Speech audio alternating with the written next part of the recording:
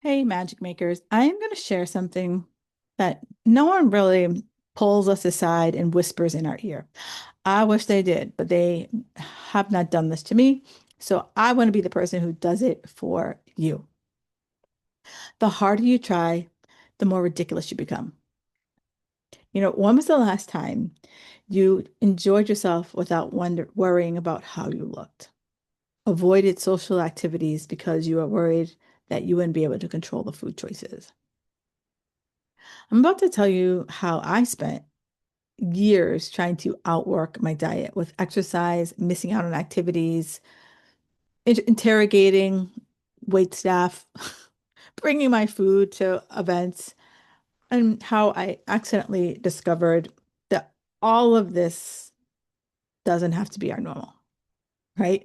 The solution involves way less than you think. So this is about 6 years ago. I'm in Hawaii, paradise, right? But instead of sitting there enjoying the surroundings on this gorgeous beach, I'm having a full mental breakdown. Like the noise in my head is so loud that it's like someone is screaming in my ear. And I'm literally calculating whether did I do enough to be on this beach before I got here? Like, oh, I should have worked out harder. Oh, I should have eaten this way. I should have worked out that way. Did I earn this Mai Tai that I'm about to drink at Mix? And I was thinking like, imagine if you were like an alien, right? Flying by and you just did a drive-by of this planet. And then you spent your whole time here worried, like, oh my God, was my stomach flat enough to go on this like voyage? And they would be like, oh, this is not a planet that I want to stay on, right? Because it's just so how much time we spend thinking about all of this is just so foreign to so many people. But I know thoughts there are many of you listening to this who are like, same girl, same. And so, so I started people watching, because that's what else are you gonna do when you're like all up in your head? And I just started seeing these like locals and really enjoying the beach. Like they were just enjoying their time. Like there was no one sitting, strategically covering anything up. They were playing in the water. They were just like laying and, taking in their vitamin D. And there were zero programs running in their heads about their bodies. Or if it was, you couldn't tell. And here's where like it hit me like a coconut on the head. When was the last time I did anything without that constant soundtrack in my head? Like that soundtrack just became so white noise for me at this point moment. But that moment on the beach, it was just like cranked up. I want you to think about, do you ever go into a store and they're playing music and you probably hear it for the first few moments that you're in the store, and then all of a sudden it's gone. Like you don't even know that the songs are playing. And that's for many of us. That's the like the static, the food noise, that the mental calculations that we do in our heads, right? Some of us can be like that beautiful mind, like seeing all the calculations that you make. And so here I am on this triple lifetime,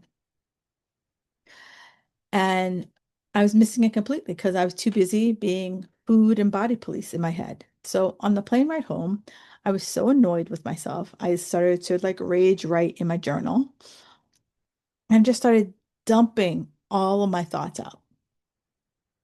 And it came out, like I'm gonna call it a manifesto, but not like the crazy manifesto that like, the FBI would be reading on the news about me.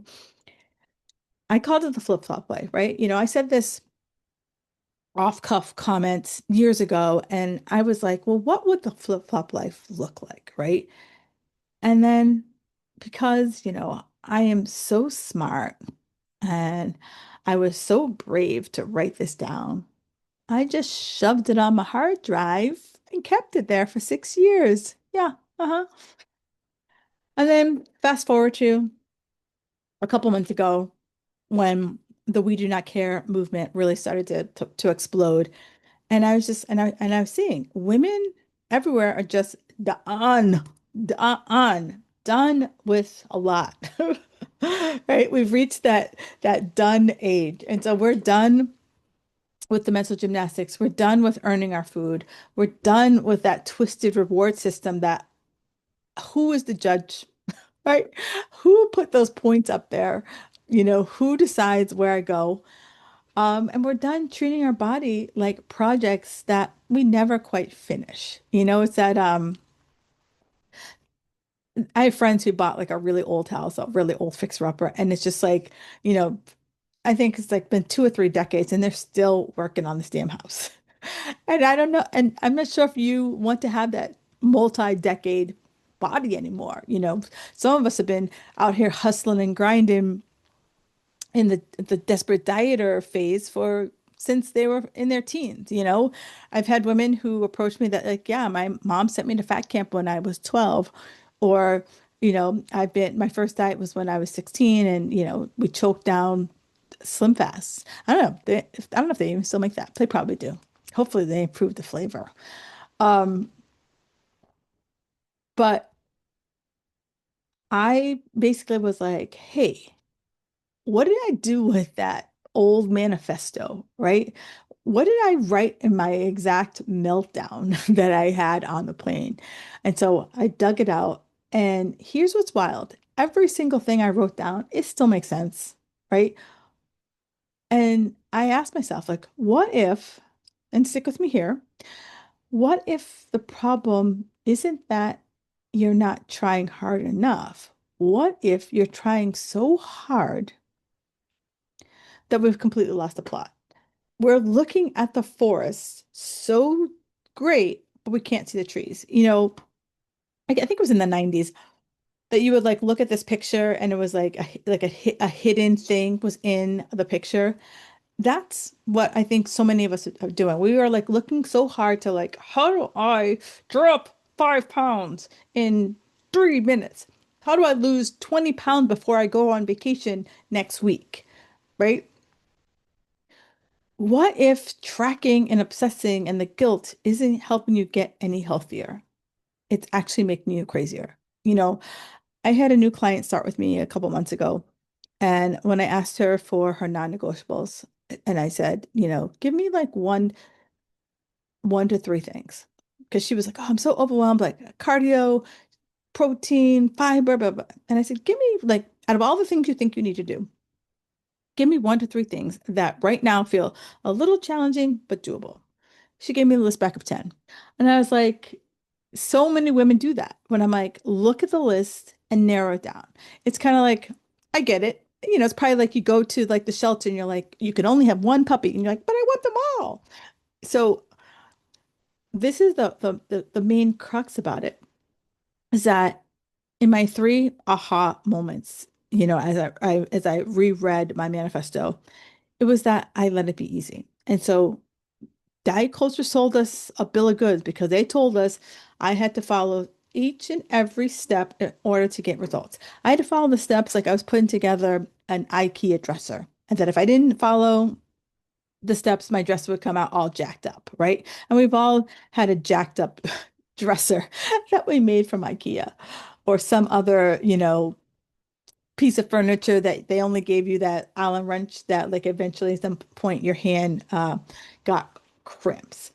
And so when I say let it be easy, like that's revolutionary, like, oh my God, Kim, how did you come up with that? Because seriously, we have learned to make things so complicated, right? Focus on meals you actually want to eat. One of the things I work with clients on is look at your meals. Like, what are you eating? And is there anything you're eating because you feel like you should? Like, it's healthy, so I should eat it. And one of my clients told me, she's like, salad. And I go, stop eating the salad. And she was like, but, that's my only way to get in my vegetables. And I was like, okay, do you have a shake in the morning? She's like, yeah. I'm like, can we put in some spinach and some cauliflower in there? She's like, oh, great. Didn't have a good excuse for it. You know, where other ways that we can kind of sneak in the vegetables into your nutrition. I was like, can you bring a bag of carrots with you? Right. So there's other ways to get it done other than have the salad. And so when you have kind of the group mentality, there's somebody out there who's built the better mousetrap and you just haven't thought about it, or you're too close to it, right? You can't see the forest for the trees. Movement doesn't have to feel like punishment. I don't know how many people, I got my start when I was in fitness. I taught boot camps. That was my thing. I taught outdoor boot camps. And I don't know how many people would come to the outdoor boot camp because the company I worked for at the time, they said, sign up for 6 weeks.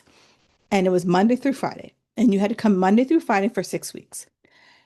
And it wasn't that cheap. And 6 weeks you signed up Monday through Friday. Probably the first 2, maybe 3 weeks, it was like we got about like 60% of the people showing up 5 days a week. But by that fourth week, cliff drive, because it was outside, rain, shine, cold. The only thing that stopped us was ice. One time we had an ice storm, right? I didn't want to be there in the rain and the snow. Like that sucked, but that was what people did, right? And if you're not excited about what you're doing, you're not going to want to do it. You're not going to come. And sleep, right? Prioritizing sleep instead of us bragging about, oh my God, girl, I got 3 hours of sleep last night. Oh, girl, I'm so tired, right? Let's start to say, girl, I got so much sleep last night. I feel like you can plug me in. Like those kind of things. Let's prioritize that kind of language versus how tired I am, how stressed I am. And take respons the aha two is take responsibility. Drop the drama.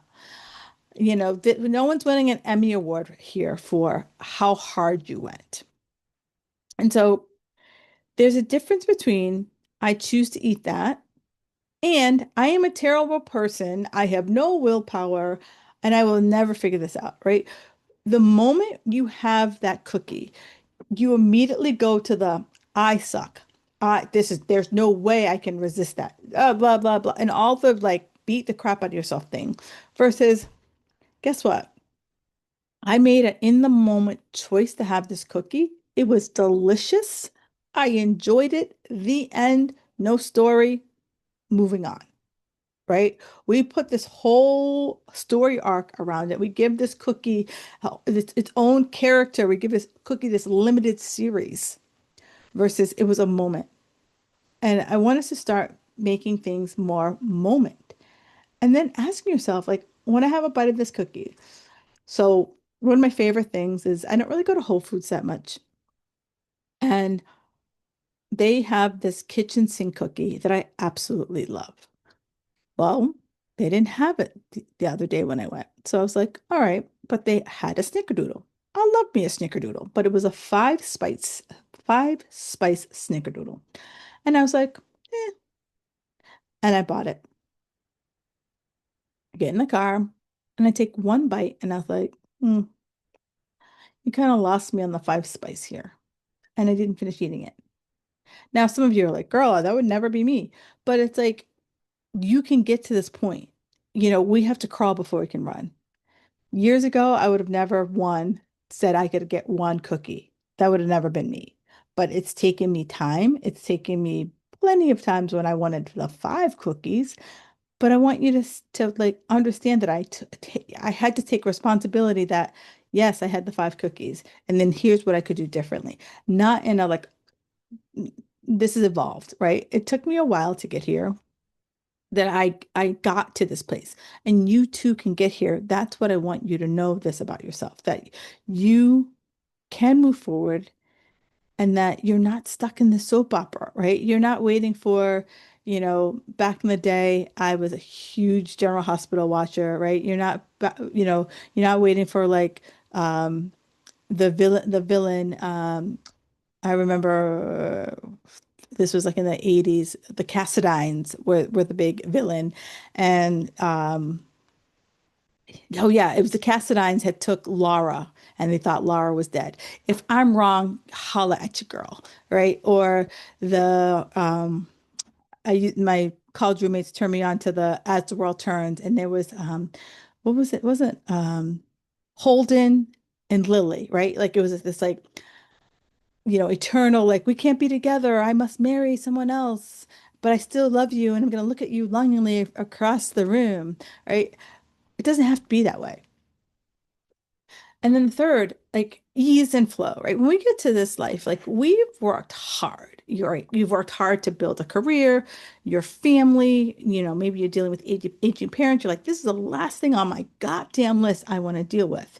And so you're allowed to feel good in your body. You're allowed to say, I'm a work in progress. But that work in progress doesn't have to be, you know, you're like whipping your body like a horse trying to get it to go faster, right? Right now, it's that you're finally ready to like master what meal prep looks like for you. It doesn't have to be 10 black containers on your counter for Instagram, because I know I don't do that. I didn't even do that in the height of my crazy. That was just too much damn work for me. But I found a way to like prep and plan my meals so that I know what the hell I'm eating. I don't want you to feel like you I will be a better person in 15 pounds. I will be a better person when the belly fat is gone. This is where I live in the now. This is where I am now. And these are the steps that I'm taking right now. Like the women on the beach, right? They weren't running around wondering what's going on. How can I be better? They're like, this is where I am in the now. And that's where I want us to start with. Like, own where we are. This is home plate, and we're going to take it step by step by step. Because here's some things the fitness industry really doesn't want us to figure out, right? They don't want us to know that a transformation doesn't happen in 30 days. Like they want us to believe that a transformation happens in 30 days. They want us to believe that I can get a summer shredded in 6 weeks. That's nonsense. It's designed to keep you coming back for more punishment. It's designed to make you be like, oh, well, if the person I saw in the ad got it in 30 days or in 6 weeks, something's wrong with me. So I must go harder. I must do something different. And it's not you. Real change, the kind that keeps you sane, the kind that keeps you actually holding on to results, keeps you being able to find a way, a rhythm to keep this in your life when life's, it takes about 8 to 12 weeks, right? And so here's what is actually happening, right? So week 1 to 4, you're kind of faking it. Like we have a lot of hardwired programs in our brain. I want you to think about brushing your teeth. If I were to say, okay, go brush your teeth, many of you wouldn't even think about if you put water on the toothbrush before the paste, or you put the paste on the toothbrush and then the water. You don't think about it, just what you do. And there's, someone who studies psychology will probably tell you, I don't know how many different decisions we make a day that are subconscious, that we don't even realize we're making these decisions because we've just done them over and over and over again. But that's when we try to insert something new in. So if I told you, okay, when you're brushing your teeth, and you're someone who doesn't normally put water on the toothbrush first. If I said, okay, Sharon, we're going to now put water on the toothbrush first. It's the first few weeks you're gonna be like, oh crap, I would put the toothpaste on first. And then it's gonna take you a while to like insert this new habit. And so many of my ladies, you get so frustrated with yourself because you didn't nail it on the first 1 or 2 tries. And you're like, oh, it's me. I must do something different. Right. But I want you to think about if we went to school, we learned 1 + 1 = 2, and 2 × 2 = 4, and so on and so forth. And then we got into the advanced geometry, trigonometry, blah, blah, blah, blah. They didn't just have you show up and start trying to figure out the pro progagon, oh my God, I can't say it. Some the theorem, oh my God, I can't pronounce it, but you know what I'm talking about, like A plus B plus A plus B plus C squared, that thing. We didn't have you show up trying to figure that out. We were like, let's stick with the basics. And right now, some of you guys want to like skip to the advanced math. And But here's what I know. When you learn the basics, the advanced math becomes a little bit easier. And Sometimes you have to tell ourselves to slow down so that by week 8, you start to notice that it feels less weird, right? You're like, oh, pretty regularly I'm putting the water on the toothpaste. And then by week 12, you find that like maybe now you're about 80-20 putting the water on the toothpaste and you're in that groove and you're wondering like, oh, why you made it so hard for so long. And like the one big takeaway I want you to take from this episode that it was never, especially as you get to this age, it was never about calories in, calories out. It was about the boring stuff that everyone skips. It was about the sleep. I know, revolutionary, stress, even more shocking, and not being burned out. Like, who knew? And, you know, maybe we focus in on getting a little more fiber into our nutrition. I know the audacity, right? It's the unsexy foundation work that actually moves the needle instead of us chasing the shiny objects, right? Because it's like we all have phones and we all can like scroll through and because we're interested in health and fitness, this X supplement's going to promise you, shredded abs in 30 minutes. And then there's going to be another program out there that's going to promise you like, tighter buns in 2 minutes. And then there's going to be someone else that's going to promise you whatever else someone else is going to promise you. But it's the unsexy foundation that no one wants to work on, right? It's not sexy. No one really wants to even freaking talk about it. But it's the boring basics that once I nail them, then I can move on to the advanced stuff, right? Because like the toothbrush, sure, once we do that, maybe we can be like, all right, instead of using a manual brush, why don't you get one of those like electric toothbrushes, right? So I want you to think about 3 months from now, you wake up and your first thought isn't about what are you allowed to eat today. You're not list making, oh, my food, right? You're just waking up and you're like, wow, the sun is out, or wow, it's raining today. You go for dinner with your friends and you order what sounds good. You're not like, oh, well, if I have this, then tomorrow I can't have that. Or the thing that I always work with my clients on is that we have a pre-plan. Let's be honest, at this age, we don't have a lot of spontaneity anymore. I know that I know in any given month that, there are dinners that are happening, or someone's going to call me on a Tuesday and be like, hey, what are you doing for the weekend? No one's going to call me on a Tuesday and be like, what are you doing tonight? Like that rarely happens, but it does from time to time. But if that happens to you regularly in your life, rock on with your bad self. But we can start to like plan out dinner with friends, dinner with your sweeties, movies, those kind of things, and order what sounds good so that you wear what you want. You take the photos without being like, what is that app that everyone talks about that takes off 10 pounds? Right? We start prioritizing our rest and not feeling guilty about it. That you're sitting on the couch on a Sunday afternoon and you're enjoying a Hallmark Christmas movie and you're not beating the crap out of yourself because, oh, I should be whatever it is that you think you should be doing. And you stop being worried about food situations when you go to an event. And here's what your friends will notice, right? You have more energy for actual conversations. You're enjoying your food without the running commentary in your brain, and you're prioritizing rest and you're not feeling guilty about it. You stop treating food choices like moral failures and you refuse to accept that this is just how I look after menopause. You know that this is just a way station on your way someplace else, and that it's not a 6 week, it's not a 30-day thing. You get your brain space back for things that actually matter. So maybe you are going to cure cancer because you've taken out all of that extra gobbledygook. Um, but what would you do with all that mental energy if you weren't spending it on food drama? And if this is something that you've just like exhaled reading, like your shoulders have always been up here by your ears, and now they just kind of like started to like ease back down, and you felt like, you took like a nice deep breath, then you're in the right spot. And if you've made it this far, you're in the right spot. If you've made it this far and you're like, that's not for me, that's okay, right? You know, we all have to get to that point where you're kind of pissed off. And that's what the flip-flop life is all about, right?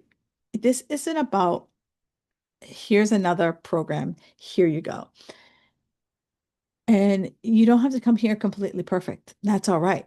I don't want perfect. Perfect is what kept me stuck for a long time. Hi, I'm Kim. I'm a recovering perfectionist. It's the shift that you get to make, right? It's the shift of how do I write my sick and tired letter, right? We will have like live calls where you can actually ask questions in real time. We'll have live experts. I talk to a lot of great people on this podcast, but I feel like it would be great if I brought these experts into my community, brought these experts into to my ladies so they could speak to them and ask questions. And so that this is more about implementation because I know that everyone listening to this knows what to do, but some reason they're not doing it. And so this is more about implementation. It's not you showing up to hear Sally Sue talk about gut health and you write down your notes and you're like, great job, Sally Sue, I love it. And then you go off and you do whatever the hell you do, but you don't look back at the notes. This is about implementation. This is about taking absolute action. Um, and we get to understand what's going on underneath the surface, right? And here's where, like, I recommend that you're going to hang out with me for about 6 months, is because I know that's how long it takes to actually start to rewire our brains. Because, like, this 30 days is just not where it's at. I once had a client ask me, she's like, "Well, Kim, I only want to try you for 30 days, and if it doesn't work in 30 days, I'm going to quit." And I was like, "Well, I'm not for you." I was like, that's like saying that you only want to try a bite of food. And if it's not good in a bite, I'm done. Like that's not how it works. I know that if you are serious about change, you got to commit, right? You can't stick your toe into the water and be like, this water sucks. Because at first, like, I'm going to stick my toe into the water and it's going to be cold, right? Especially if we live here in New England. Our water don't warm up, but eventually my body's going to get used to it. But it's going to take me a little bit of time. But if you're like, I want to see immediate change in 30 days and you're over 40 and you've been dieting since you can't remember and you have disordered eating, you are relying so heavily on working out and if you feel called out, I am, because I want you to know that when you join, this is about making a shift. We are shifting away from the have tos to the get tos to the want tos to the, hey, these are the three things I do that make me feel healthy, not the 300. And when I get to those three things and I start to master them, then we're going to move on to something else, right? If you're here because you want to be shredded and have a six pack, that could be a side piece for you, but I want number one for you to be healthy. I want you to have longevity, and I want you to be able to live out your golden years without feeling like you need someone else to help you. That you can be walking around at 90 and not need a walker, right? You be the strongest old lady in the nursing home. Um, right now, this is open, but it has a wait list. And when you join, you will get immediate access to some tools that'll help you start to make the shift before we officially begin. It's going to be a nice mindset shift. A 30-day, every 30 day, we get a little piece of a mindset shift for you to make. And if this sounds interesting for you, do me a favor, pop into the show notes and take a gander. And if you want to have a conversation, do me a favor, feel free to DM me, shoot me an email. I'm always accessible and ready for you. Because here's what I figured out. Like after 6 years of sitting on this, like, napkin-based manifesto, I don't have to squeeze so hard. And I'm going to leave you with two final thoughts, that really helped me kind of like get out of my own way, right? So the first thought was there's a guy who wrote a book called The Big Leap, and his name is Gay. I think it's Gay Hendricks, but the book is The Big Leap. I know that for a fact. In the book, he wrote, if I argue for my limitations, I get to keep them. And I see a lot of people arguing for the limitations, right? I see a lot of clients that come to me and they will tell me the reasons why they can't do something, but we don't see the trees for the forest. And so I know that when you get into one, work with a coach, you get into community, someone else has been in the predicament that you've been in, and someone else has built that mousetrap, and someone else is going to share that mousetrap with you, right? That's what I know. And that you will be like, oh, huh, I never thought of it that way. And whatever this person says is going to be more like a Captain Obvious thing that you're like, duh, like, why have I never thought about it this way? The second is a woman by the name of Gabrielle Bernstein, and she writes a lot of spiritual stuff. But it's accessible spiritual stuff. And one of her big things, she talks about surrender, right? Surrender, surrender, surrender. And so many of you are trying so hard to like steer where you want to go, that you don't leave room for magic. You don't leave room to just let the universe help you out. You don't leave room to be like, how do I grow into this? How does it look different than in my brain I imagined it? Because so many of you in your brain, it must look a certain way.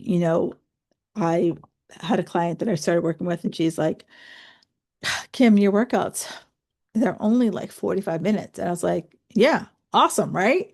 And she's like, well, I'm used to working out for 2 hours a day. And I was like, but how many workouts did you get in? And she's like, well, as many as I can get in with my schedule. And I said, well, that was the number one thing when I first started my membership, was women were telling me they weren't having time for 2-hour workouts. And I was like, bank, got it.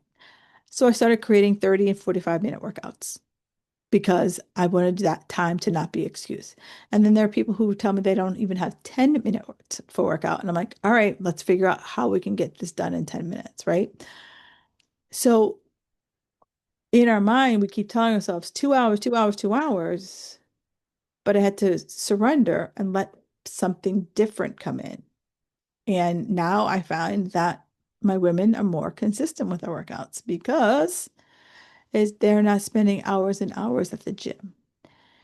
So sometimes you have to surrender and let the whispers come in. I know this sounds kind of weird, but like sometimes you just have to let go. And if I don't think about it so hard, sometimes the answer finds a way of popping in with me. So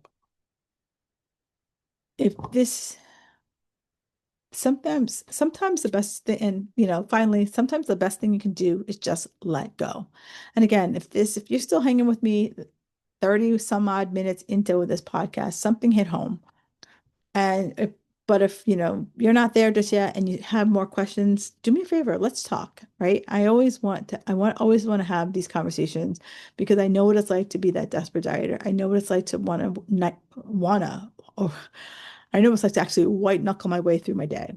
So, Magic Makers, it has been great chatting with you, and I will talk to you guys next week.